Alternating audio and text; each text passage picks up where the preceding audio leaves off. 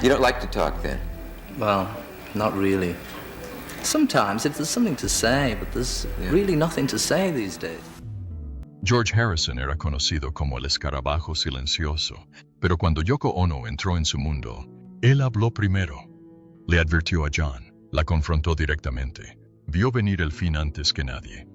Durante las sesiones de Let It Be, algo finalmente se quebró en su interior. Después del almuerzo del 10 de enero de 1969, dijo 5 palabras y se fue. Esa simple despedida lo significó todo.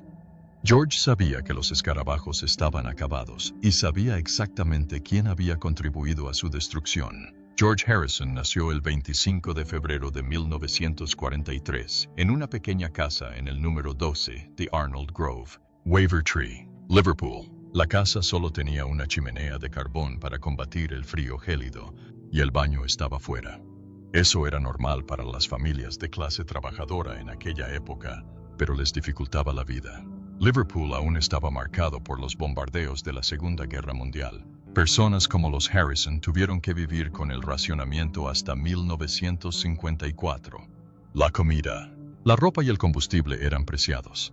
George creció en estas duras condiciones, pero en lugar de amargarlo, le dieron fuerza y humildad que lo acompañaron para siempre, incluso cuando se convirtió en uno de los hombres más famosos del mundo. Su madre, Louise, añadió algo inusual a esa humilde infancia. Durante el embarazo de George, se fascinó con la cultura india, sintonizó Radio India y escuchó los extraños y hermosos sonidos de citares y tablas. Esto era inusual en un lugar como Liverpool, donde la mayoría de la gente se aferraba a la música occidental. Sin saberlo, Louise le dio a George una muestra temprana de algo que moldearía su futuro. Mucho antes de conocer a Ravi Shankar o viajar a la India, George ya había sido conmovido por la música y el espíritu de Oriente. La curiosidad de su madre sembró una semilla que se convirtió en su amor por la filosofía y la meditación indias, que duraría toda la vida. Cuando George tenía unos 12 o 13 años, todo cambió durante un simple paseo en bicicleta. Al pasar por la casa de un vecino, escuchó Heartbreak Hotel de Elvis Presley sonando por una ventana abierta. El sonido lo impactó como un rayo. El rock and roll se sentía salvaje y prometedor. En ese momento, la música dejó de ser algo secundario. George vio de repente una salida a la pobreza. Esa canción le hizo soñar con una vida mejor, llena de guitarras y aventuras. Fue la chispa que lo impulsó a convertirse en músico. Después de eso, la escuela dejó de interesarle. En el Instituto Liverpool, tuvo dificultades y no le fue bien en los estudios. Pero aunque sus profesores pudieron haber visto fracasos, George estaba ocupado aprendiendo algo más importante. Se sumergió en la música de Carl Perkins, Little Richard y Buddy Holly. Le atraía el acento rockabilly de Perkins, la energía salvaje de Little Richard y la ingeniosa guitarra de Buddy Holly. Mientras otros niños memorizaban datos, George aprendía a hacer magia con 6 cuerdas. Sus malas notas no lo detuvieron, lo impulsaron. A los 14 años, había ahorrado suficiente dinero para comprar su primera guitarra, una Zenith Acoustic. Aprendió a tocar escuchando discos una y otra vez, copiando lo que oía. No tuvo lecciones ni profesores sofisticados. En cambio, tenía determinación. Tocó hasta que le dolieron los dedos, dominando acordes y estilos que más tarde lo ayudarían a cambiar la historia de la música. Esa dedicación adolescente no solo lo convirtió en un gran guitarrista, le infundió valentía para probar nuevos sonidos, como el sitar, que nadie más en el rock tocaba. A los 14 años, ocurrió otro acontecimiento que le cambió la vida. Conoció a Paul McCartney en el Instituto Liverpool. Paul tenía 15 años. Se hicieron amigos gracias a su pasión compartida por la nueva música rebelde estadounidense. George era tranquilo y estaba concentrado en la guitarra. Paul era talentoso y lleno de ideas. Juntos, soñaban con un futuro diferente. En menos de un año, Paul presentó a George a John Lennon. Y esa sencilla amistad se convirtió en el inicio de algo que cambiaría el mundo. En marzo de 1958, George se unió a los Quarrymen como guitarrista principal con tan solo 15 años. La banda fue creada por John Lennon, pero George aportó nuevas habilidades y energía. Cautivó a John tocando la complicada pieza instrumental más atrevida durante una audición en un autobús. Aunque George era más joven que los demás, su talento lo compensaba. Su llegada ayudó a moldear el sonido de la banda y los encaminó hacia el camino que los convertiría en The Beatles. La verdadera prueba llegó en Hamburgo, Alemania, entre 1960 y 1962. La banda tocaba durante horas cada noche, a veces hasta 8 horas seguidas, en clubes ruidosos llenos de público ruidoso. Vivían en pequeñas habitaciones sin ventanas detrás del escenario y apenas ganaban lo suficiente para comer. La experiencia fue brutal, pero los fortaleció. Aprendieron a manejar al público y se convirtieron en una banda más unida. Para cuando regresaron a Liverpool, estaban listos para todo. En 1962, tomaron una decisión que impactó a los fans. Pete Best, su baterista, fue despedido. La decisión no fue fácil, pero el grupo sintió que no encajaba del todo. Trajeron a Ringo Starr, quien inyectó una nueva chispa a su música. Con Ringo en la batería, el clásico Fab Four estaba completo y la última pieza del rompecabezas estaba en su lugar. El 9 de febrero de 1964, ocurrió algo que Estados Unidos jamás olvidaría. Los Beatles subieron al escenario de The Ed Sullivan Show y, en ese instante, lo cambiaron todo. John Lennon, Paul McCartney, George Harrison y Ringo Starr ya no eran solo 4 jóvenes de Liverpool. Se convirtieron en leyendas. Esa noche, 73 millones de personas los vieron. Eso representó más del 60% de todos los televisores en Estados Unidos encendidos para verlos. Fue el evento televisivo más grande que el país había visto hasta ese momento. La CBS se vio inundada de 50,000 solicitudes de entradas, a pesar de que solo había 728 asientos disponibles. La gente ansiaba formar parte de la historia. Los Beatles interpretaron 5 canciones. Cuando interpretaron Quiero tomar tu mano, el público enloqueció. Incluso las hijas del vicepresidente Richard Nixon estaban en el estudio. Todo el país seguía desconsolado tras la muerte del presidente Kennedy, apenas unos meses antes. Los Beatles trajeron alegría, trajeron esperanza. Esa noche no se trató solo de música. Fue el comienzo de algo nuevo. La Beatlemanía se extendió por todo el país. La invasión británica había comenzado. Para el 4 de abril de 1964, los Beatles lograron algo sin precedentes. Mantuvieron los 5 primeros puestos de la lista Billboard Hot 100 simultáneamente. El número 1 fue Can't Buy Me Love. El número 2 fue Twist and Shout. El número 3 fue She Loves You. El número 4 fue I Want to Hold Your Hand. El número 5 fue Please Please Me. Solo ese año, 34 canciones de los Beatles entraron en el Hot 100. 6 de ellas alcanzaron el número 1. No solo encabezaban la lista de sencillos, sus álbumes Meet the Beatles y Introducing también ocupaban el primer y segundo lugar en la lista de álbumes. Durante una semana, la mitad de las 10 mejores canciones de Estados Unidos les pertenecieron. Nadie se acercó en casi 60 años. Y cuando alguien finalmente igualó el récord en 2021, fue en la era del streaming. Los Beatles lo habían logrado con discos que la gente compraba. Esa semana demostró que no solo eran populares, eran imparables. George Harrison, el más tranquilo, encontró su voz en 1963. Mientras estaba enfermo en una habitación de hotel en Bournemouth, escribió Don't Bother Me. La calificó como una canción bastante mala, pero significó muchísimo para él. Demostró que sabía escribir. La canción llegó a With the Beatles en el Reino Unido y a Meet the Beatles en Estados Unidos. Sonaba diferente a las canciones de Lennon y McCartney. Más oscuro, más melancólico. Fue un pequeño paso, pero le dio a George el coraje para seguir escribiendo. Algún día le daría algo al mundo, y mientras mi guitarra llora suavemente. Pero estar en los Beatles no fue fácil para él. Sus canciones siempre fueron relegadas a un segundo plano. La mayoría de los álbumes solo tenían 2 o 3 temas de Harrison. A finales de los 60, había escrito tanto que le mostró al productor Phil Spector literalmente cientos de canciones. Clásicos como All Things Must Pass y Isn't It a Pity no llegaron a los discos de los Beatles. Cayó en la trampa. Dijo que esperar a que se escucharan sus canciones era como estar estreñido. Durante las sesiones de Let It Be, se volvió demasiado. Se marchó.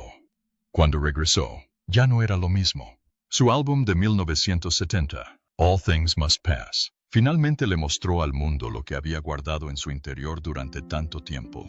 La música de George no era lo único que lo distinguió.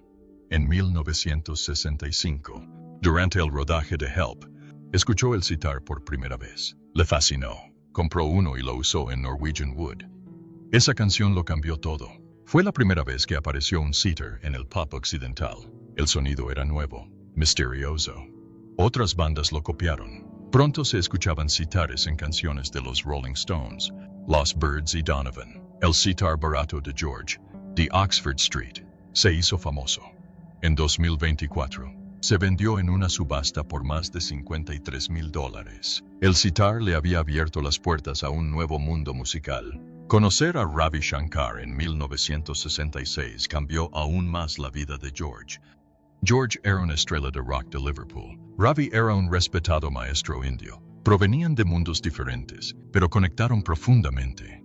Ravi vio la seriedad con la que George se tomaba el aprendizaje. George vio lo espiritual y sabio que era Ravi. George quería mudarse a la India y estudiar a tiempo completo. Ravi lo convirtió en su alumno, algo que pocos extranjeros habían logrado con tanta rapidez. Viajaron juntos por la India. George aprendió que dominar el sitar requeriría años de práctica diaria. Aún así, su vínculo se fortaleció. Ravi le enseñó sobre la música, la vida y el alma. En 1968, George guió a los Beatles a la India. Se alojaron en un ashram en Rishikesh para aprender meditación trascendental. Querían paz, querían respuestas. Escribieron allí 48 canciones en tan solo unas semanas, pero la tensión empezó a apoderarse de ellos. Lennon se inquietó. La estricta rutina los agotó. El viaje fue la época más creativa de sus vidas, pero también el principio del fin para la banda. Entonces llegó el escándalo. El Maharishi que les daba clases fue acusado de insinuar a mujeres en el ashram. Lennon estaba furioso. Escribió Maharishi, ¿qué has hecho? Se fueron de la India enojados y dolidos. Lennon retituló la canción Sexy Sadie. George se sentía dividido. Aún creía en la meditación, pero estaba desilusionado. El viaje cambió a la banda para siempre. Después de la India, George profundizó en la conciencia de Krishna. Cantaba Hare Krishna todos los días. Ayudó a difundir el canto en el mundo.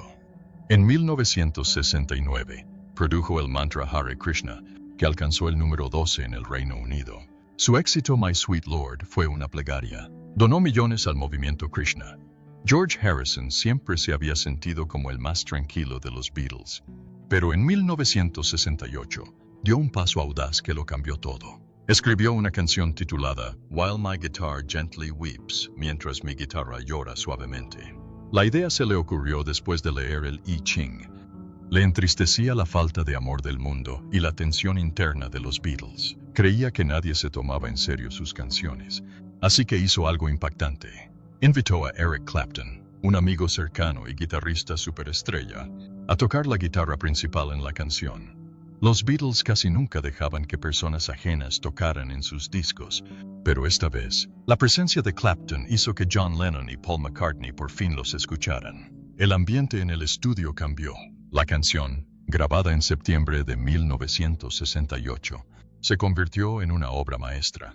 El solo de Clapton y la conmovedora letra de Harrison la convirtieron en una de las mejores canciones de los Beatles. Demostró al mundo que Harrison tenía el mismo talento que Lennon y McCartney, pero la situación dentro de la banda seguía desmoronándose. El 10 de enero de 1969, durante las sesiones de Let It Be, Harrison llegó a su límite.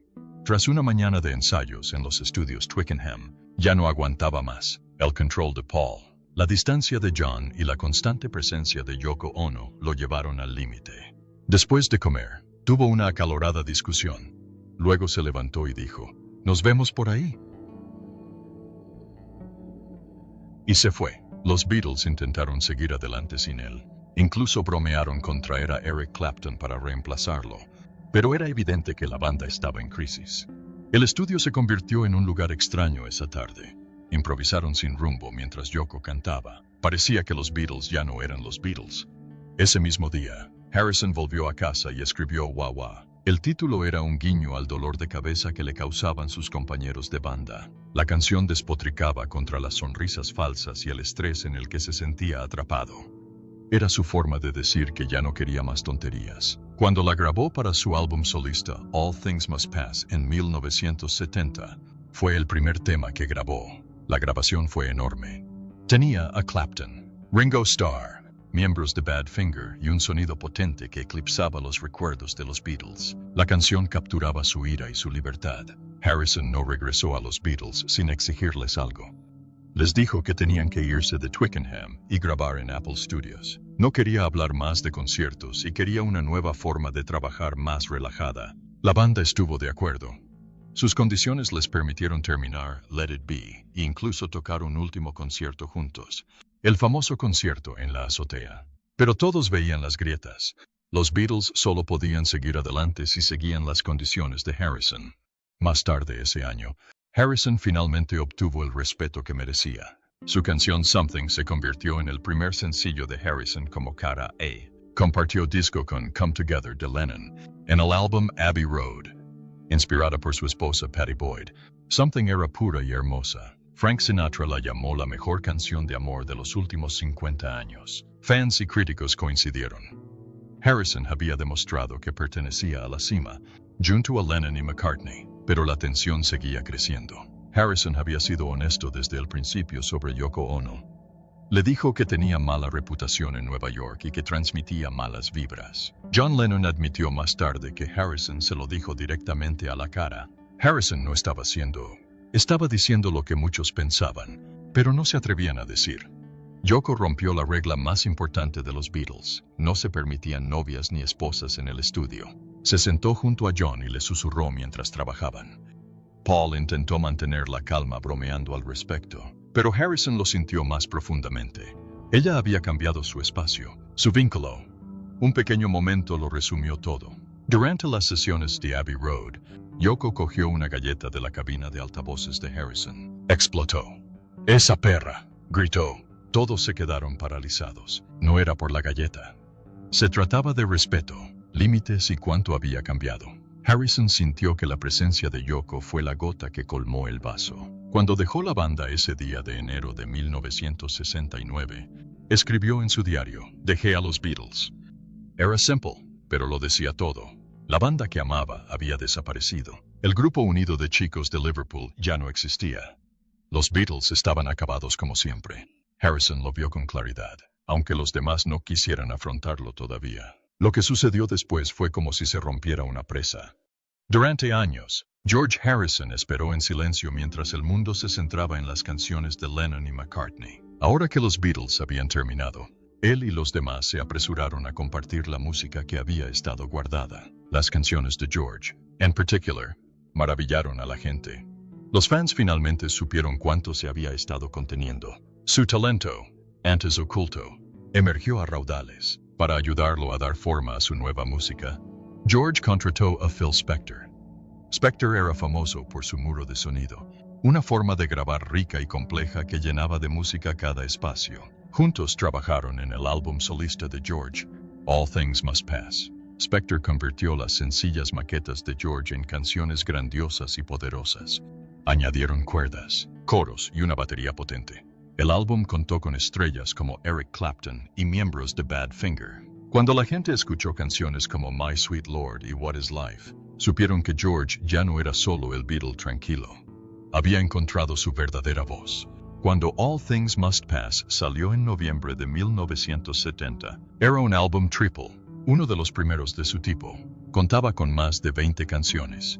La música era rica, emotiva y profundamente espiritual. Los críticos la calificaron de mejor que gran parte de lo que los Beatles habían hecho en sus últimos años. El álbum demostró al mundo que George era un genio por derecho propio. Sigue siendo una de las mejores obras solistas de cualquier Beatle. My Sweet Lord se convirtió en un éxito rotundo.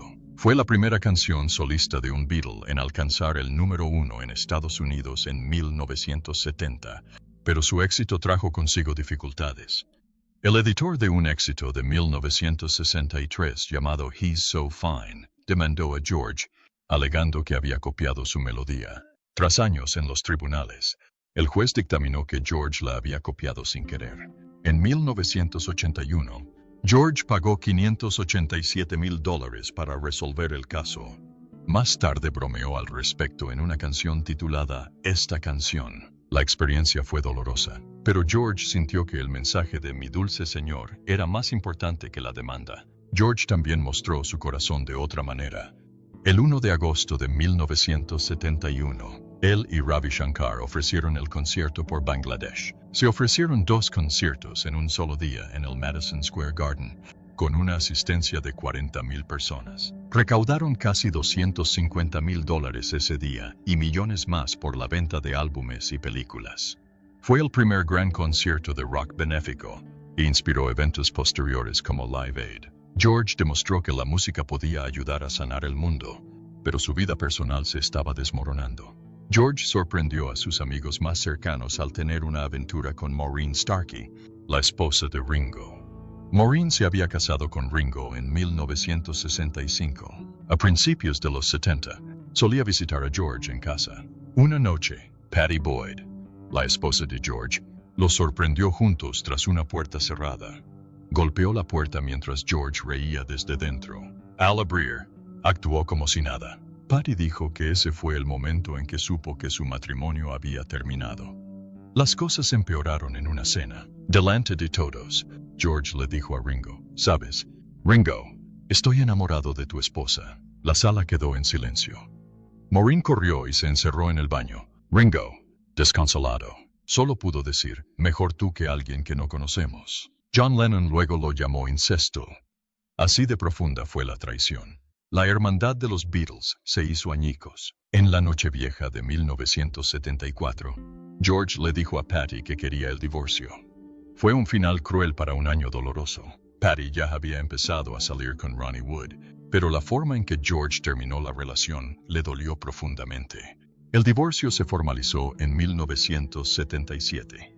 La vida de George Harrison después de The Beatles fue un viaje lleno de riesgos, desilusiones, triunfos y casi tragedias. En 1974, intentó hacer realidad su sueño de apoyar a nuevos músicos creando Dark Horse Records. Quería ayudar a artistas como Ravi Shankar y Splinter mientras controlaba su propia música, pero no fue fácil. Harrison tuvo que devolver un anticipo de $1 millón y se apresuró a firmar con Warner Brothers justo a tiempo para su álbum 33 and 1, 2, 3. Lo que empezó como un proyecto esperanzador para apoyar a los demás se convirtió en una dura lección sobre la industria musical. En 1978, Harrison demostró al mundo su valentía y generosidad. La vida de Brian de Monty Python estuvo a punto de ser cancelada cuando EMI Films se retiró en el último momento. Harrison no permitió que eso sucediera. Hipotecó su querida casa de Friar Park para recaudar $3 millones y fundó Handmade Films. Su única razón, bromeó, fue que tenía muchas ganas de ver la película. El riesgo funcionó. La vida de Brian recaudó $21 millones solo en Estados Unidos. Handmade Films continuó dando a Gran Bretaña algunas de sus películas de culto más queridas, como Time Bandits y With Nail and I. El acto de fe de Harrison ayudó a salvar el cine británico en un momento en crisis. Su vida personal fue igual de dramática. Harrison se casó con Patty Boyd en 1966 tras conocerla en A Hard Day's Night, pero su relación se quebró bajo el peso de la fama, las infidelidades y sus búsquedas espirituales.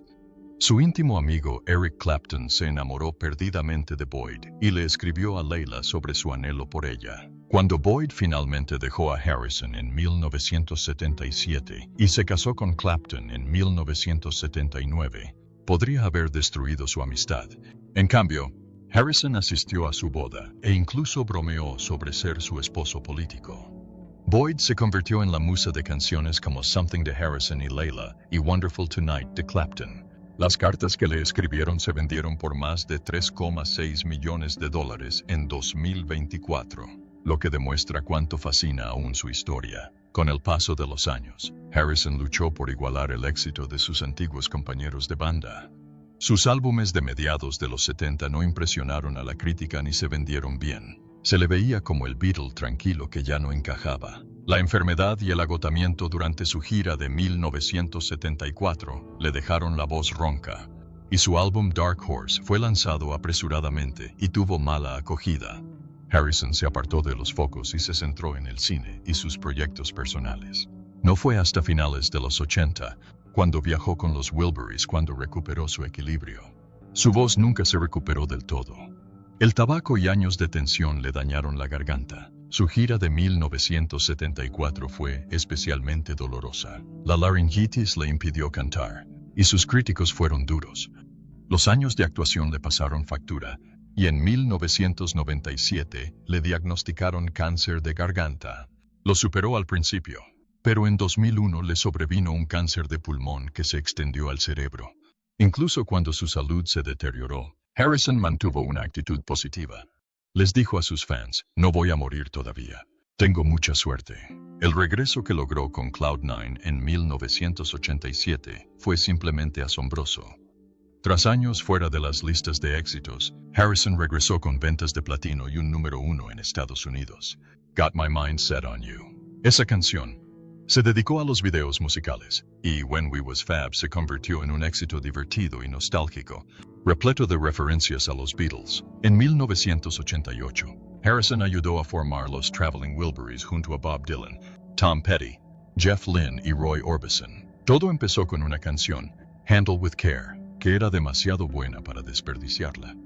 En 10 días, grabaron un álbum completo que se convirtió en un gran éxito. La mezcla de talento y amistad del grupo creó algo mágico, aunque duró poco. A pesar de todo, Harrison se mantuvo fiel a sus creencias espirituales. Meditó, practicó yoga y fue vegetariano desde 1968 hasta su muerte. Habló a menudo de su búsqueda de Dios y consideraba que todas las religiones formaban parte de la misma verdad. A pesar de su fama, mantuvo su corazón centrado en la paz. Pero la paz se quebró el 30 de diciembre de 1999. Un hombre llamado Michael Abram irrumpió en la casa de Harrison y lo apuñaló más de 40 veces. Harrison sufrió un colapso pulmonar y estuvo a punto de morir. Su esposa, Olivia, repelió al atacante con una lámpara e incluso le agarró los testículos para detenerlo. La policía llegó justo a tiempo. Harrison contó más tarde que sintió que la vida se le escapaba mientras yacía sangrando. Los médicos dijeron que fue un milagro que sobreviviera. El ataque dejó cicatrices más profundas que las heridas. Eric Clapton dijo que Harrison nunca volvió a ser el mismo. Se volvió retraído, y el trauma pareció romper la calma que tanto le había costado encontrar. Poco después, el cáncer regresó. Keith Richards creía que el ataque debilitó tanto a Harrison que no pudo combatir la enfermedad. Harrison falleció el 29 de noviembre de 2001. A los 58 años, rodeado de su familia y escuchando música de sitar, dejó el mundo en paz. Sus cenizas fueron esparcidas en el río Ganges, tal como lo había deseado. Su mensaje final fue simple y cierto. La vida es frágil como una gota de lluvia en una hoja de loto, y más vale que lo creas.